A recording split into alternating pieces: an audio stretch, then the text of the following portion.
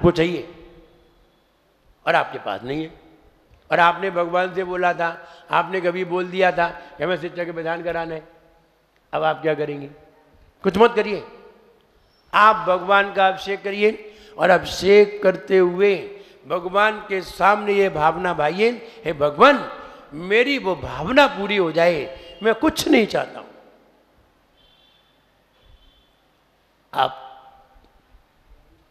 आप 1 साल में आपकी भावना पूरी हो जाएगी, कहीं से भी आए आपके पास आ जाएंगे,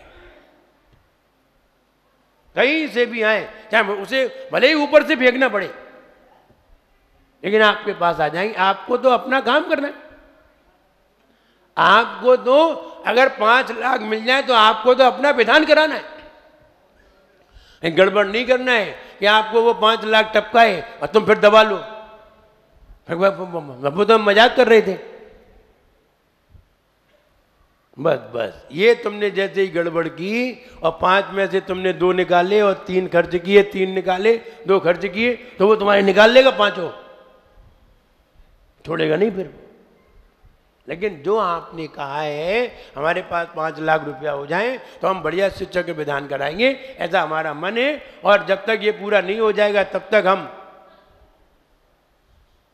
आपकी आराधना निरंतर करते रहेंगे, और तब तक नहीं हमेशा करते रहेंगे, भगवान ये पूरा हो जाए।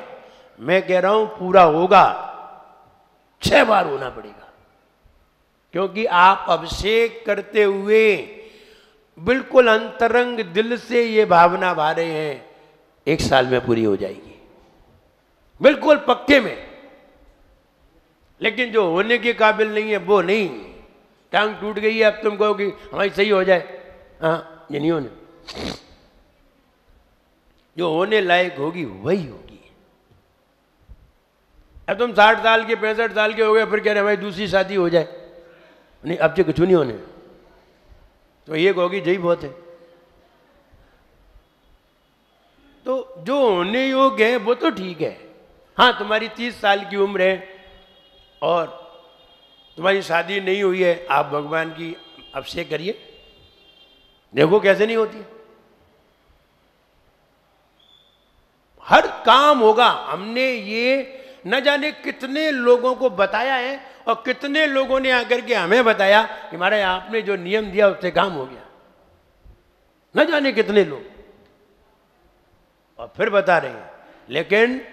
लेकिन भगवान का अभिषेक का संकल्प न करके तो भगवान के सामने हाथ जोड़ के खड़े हो जाओ और कहो हमारा ये काम हो जाए, भगवान तुम्हारे नौकर नहीं है ये तुम्हारा काम करे। तुम जैसे 36 आते हैं, वहां लाइन लगी है उनके पास, 36 नहीं 36 अरब आते होंगे, 36 करोड़ आते होंगे, तुम वही कायम है, कौन से तुम विशेष हो? विशेष तो वो माना जाता है जो संकल्प लेकर के सेवा करता है, उसी का काम होता है, बाकी किसी का नहीं। आगे तुम करते रहो। जिन्होंने नियम नहीं लिया, संकल्प नहीं किया और सेवा कर रहे हैं, तो उनका काम तो होगा लेकिन पूरा नहीं होगा, अधूरा। हम जो इसलिए बता रहे हैं, हम एक व्यक्ति की घटना सुना रहे हैं आपको, बड़ी विचित्र घटना है, आपके जीवन में तो कभी ऐसी घटी ही नहीं होगी। एक बार 24वीं बन रही थी, अभी उस 24वीं का पंच कल्याणक नहीं हुआ है, होना है, और संकल्प है कि आचार्य विद्यासागर महाराज जी करें, लेकिन 24वीं बन रही थी। तो 24वीं में 1994 की बात है, 1994 में ये घोषणा की गई कि यहाँ 24वीं बनेगी पर्वत के ऊपर, एक 24वीं के 11 खर्च होंगे। क्या खर्च होंगे? 11 खर्च, और 11 माने 11 लाख। 1994 में 11 लाख रुपए खर्च होंगे, एक मंदिर, भगवान, वेदी सब मिला करके, शिखर सब मिला करके 11 लाख रुपए का एस्टीमेट आया। और ये कहा 11 लाख, जो कोई अपने परिवार से एक मंदिर की रचना करना चाहता हो वो अपना नाम लिखा दे। एक महिला खड़ी हो गई, सबसे पहले हाथ उठा दिया, लिखो मेरा नाम लिखो सबसे पहले। उसने क्या समझा कि 11,000 की बात है, और थे कितने? 11 लाख। 11,000 कितना अंतर है? बहुत अंतर है। हम भी जब अजमेर में मेरा चातुर्मास हुआ तो जब भी कहीं पाद प्रक्षालन या शास्त्र भेंट या कोई कार्य के लिए कहा जाता तो वो सबसे पहले हाथ उठाती, 11,000 मेरे बोलो। उसका तो 11,000 तो उनके फिक्स थे, चाहे जब जो काम कराना है पहले मेरा नाम लो। किसी में भी ऐसा नहीं है कि कोई ऐसी, किसी में भी जिसमें कहना है पहले मेरे लिखो 11,000। तो उसकी ऐसी आदत थी। तो सामने जब घोषणा की गई कि मंदिर कौन, तो पहले मंदिर पे हाथ उठा दिया, नाम लिख दिया। घर पे आई, उसका लड़का भी सामने बैठा होगा प्रवचन सभा में, तो घर पे आई, बोली आज हमने एक मंदिर की घोषणा कर दी है, अपन को 11,000 रुपये देना है। बोले 11,000 में मंदिर बनता है? 11,000 में मंदिर बनता है? 1994 की बात है। बोले 11 लाख थे। 11 लाख तो घबरा गई। 11 लाख में तो अपनी दुकान बिक जाए, अगर अपनी दुकान बिक जाए तो मुश्किल से 15 लाख रुपए आएंगे 1994 में। तो 11 लाख कैसे देंगे? बोले, तो लड़के से बोली तुम ऐसा करो, तुम चले जाओ महाराज के पास, ये कह देना वो हमसे भूल हो गई और हम जो अपना नाम कटवाना चाहते हैं। लड़का बोला मैं क्यों जाऊं, तुमने बोला है तुम जाओ। अब परेशान होकर के काफी दिन परेशान होकर के महाराज के पास पहुंच गई। बोले महाराज ऐसी ऐसी परेशानी है, हमने तो 11,000 समझा था। महाराज ने कहा तुम अपने बेटे को मेरे पास भेजना, अपने मुखिया को भेजो। कौन है? तो उनके पति थे नहीं, तो उन्होंने कहा मेरा बेटा है, बड़ा बेटा है संजय, उसको बुलाया गया और उससे पूछा ये तो बताओ तुम्हारी हैसियत क्या है? बोले महाराज अगर हम बहुत ताकत लगाएंगे तो 1 लाख और ज्यादा से ज्यादा होगा, हम कुछ अपना भी चीज बेचने का प्रयास करेंगे तो 2 लाख रुपए निकाल सकते हैं। बोले 11 लाख चाहिए। तो उन्होंने ये समझाया कि देखो ऐसा तो है नहीं कि मंदिर आज बन रहा है, मंदिर बनने में सालों लग सकते हैं, प्रतिष्ठा होने में सालों लगते हैं। अभी 18 और 6 24 साल तो हो ही गए, 24 साल में प्रतिष्ठा नहीं हुई, लेकिन मंदिर बन गया है। हुआ ये, उन्होंने उस लड़के को बुलाया और लड़के को एक बात बताई, उससे ये कहा कि जाओ तुम मंदिर में जाना और मंदिर में जाकर के अभिषेक करना, और अभिषेक करते हुए हाथ जोड़ करके एक माला जाप करना और हाथ जोड़ करके बस भगवान से इतना कहना, भगवान अगर मेरी माँ ने ऐसा प्रण लिया है कि हमें मंदिर बनवाना है और 11 लाख की बोली ली है, तो हे भगवान हम ये पूरी कर सकें और हमें कुछ नहीं चाहिए। ठीक है आपकी इच्छा। और उसने ये नियम लेके गया कि हम रोज ऐसा करेंगे। हुआ ये 2-3 साल में ही उसकी हालत बदल गई। 2-3 साल में उसकी हालत बदल गई, और इतनी बदल गई कि सन 2000 आते आते उसके पास लाखों रुपए थे। काहे के 11 लाख। उसने सबसे पहले मंदिर खड़ा किया। उसने पैसे अपने घर में नहीं लगाए, सबसे पहले जितनी भी इनकम हुई, जो भी हुआ, ऑक्शन लिया और ऑक्शन में सफल हो गए। ये डिब्बों के ऑक्शन लिया करते थे, ट्रेन के डिब्बे, इंजन खरीदते थे। तो ऑक्शन में उनका नंबर लग गया और नंबर लगा तो उन्होंने, उनको लाखों रुपए आए। सबसे पहले उसने मंदिर बनवाया। और हम 2006 में दर्शन करने गए थे तो देखा था कोई भी मंदिर पूरा नहीं था, लेकिन पहला मंदिर पूरा था, शिखर सहित। शिखर यहां तक कि कलश तक तैयार रखे, सब 3 प्रतिमाएं खड़ी हो गई, प्रतिमाएं खड़ी, मंदिर बंद, गेट लग गए, सब तैयार। पहला मंदिर पूरा कंप्लीट था।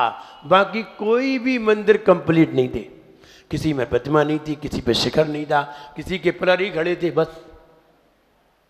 2006 में, 1994 से 2006 में, और 2006 में घटना और घटी।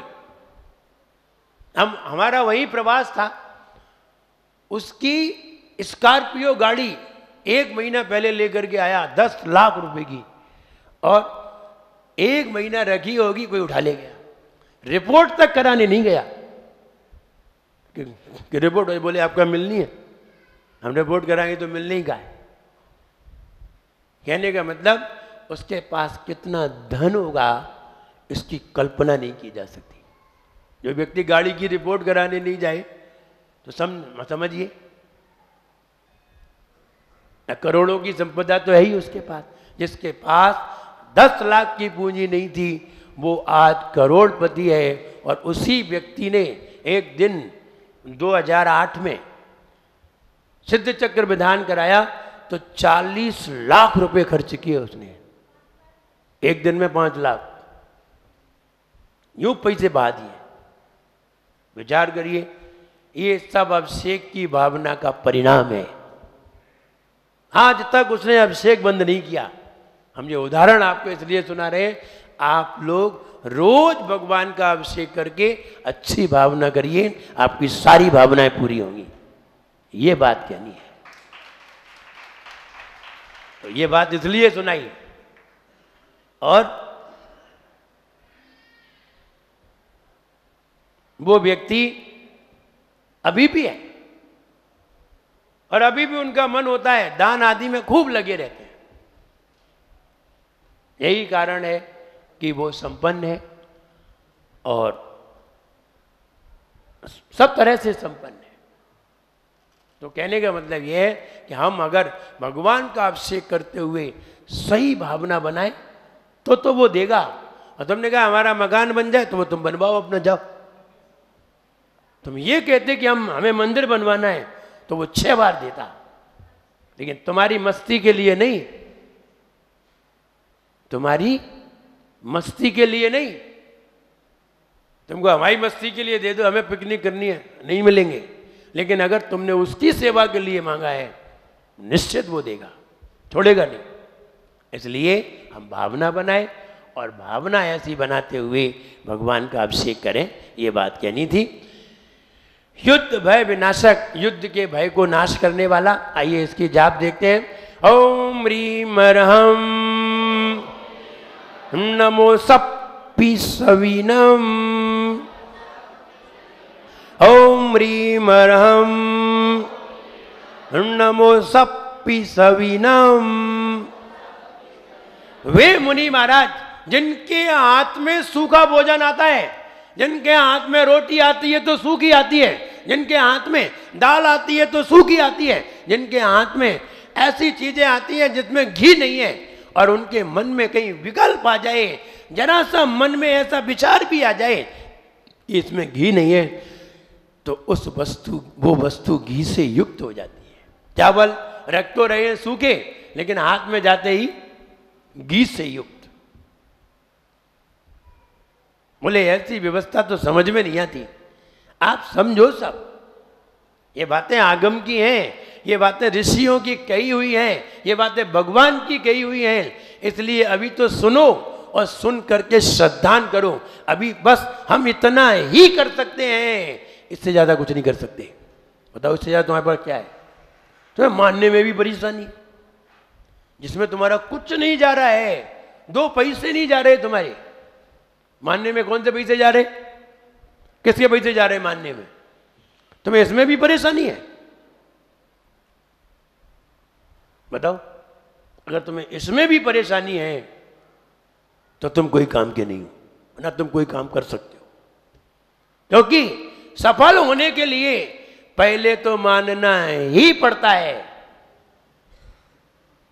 सफल होने के लिए पहले तो मानना ही पड़ता है।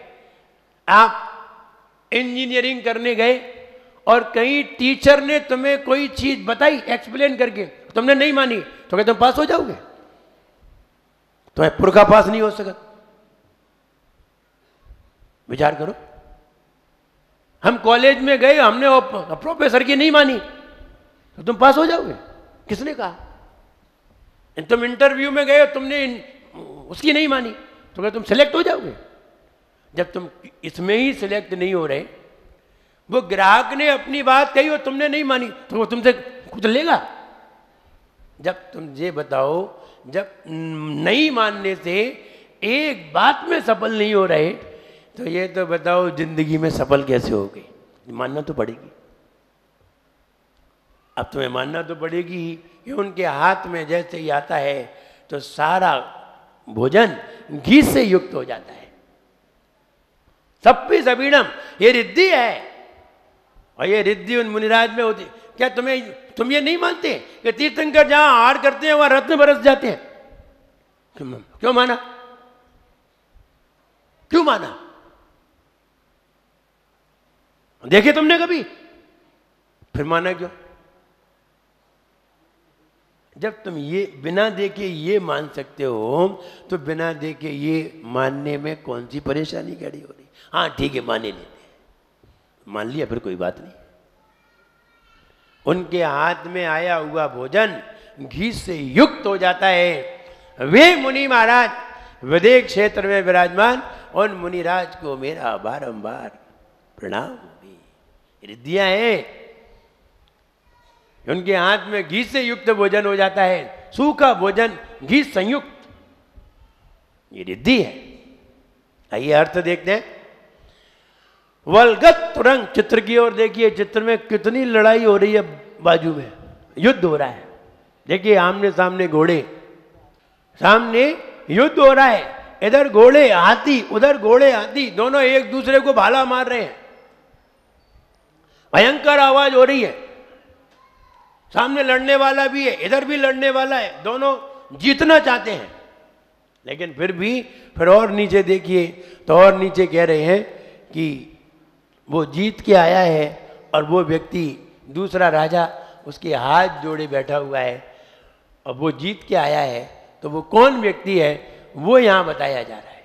आइए, वलगत तुरंग, वलगत तुरंग, तुरंग माने घोड़े, वलगत माने उछलते हुए, उछलते हुए घोड़े, गज गर्जित, गज माने हाथी, हाथियों की भयंकर आवाज, हाथियों की भयंकर आवाज और गर्जते हुए घोड़े, उछलते हुए घोड़े, गर्जते हुए हाथी, माजऊ सेना, बलम बलशाली, बलवता और बलशाली सेना, और बलशाली मापी, भूपति नाम राजा भी बलशाली।